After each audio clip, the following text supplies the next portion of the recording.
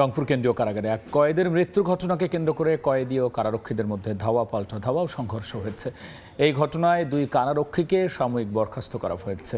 কারা কর্তৃপক্ষ জানিয়েছে, সকাল ৮টার দিকে গাছ থেকে আমরা পাড়াকে কেন্দ্র করে রফিকুল ও বাহারাম নামে দুই কয়েদির মধ্যে মারামারি হয়। আর এ সময় প্রতিপক্ষের আঘাতে বাহারামের মৃত্যু হয়।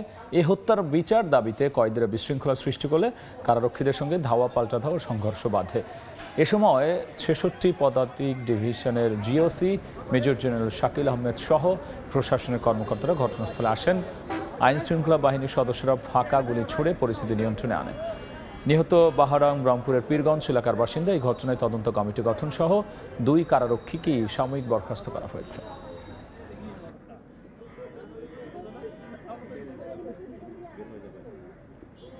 কি ঘটেছে আমি তাৎক্ষণিক রিপোর্ট দেব। ওই রিপোর্টে আমি একজন প্রতিনিধি রাখছি মেট্রোপলিটন থেকে, এবং সহকারী সার্জন যে আছে কারাগারের সেও আমি রাখছি ওই রিপোর্টের জন্য। কারারক্ষী বরখাস্ত হবে।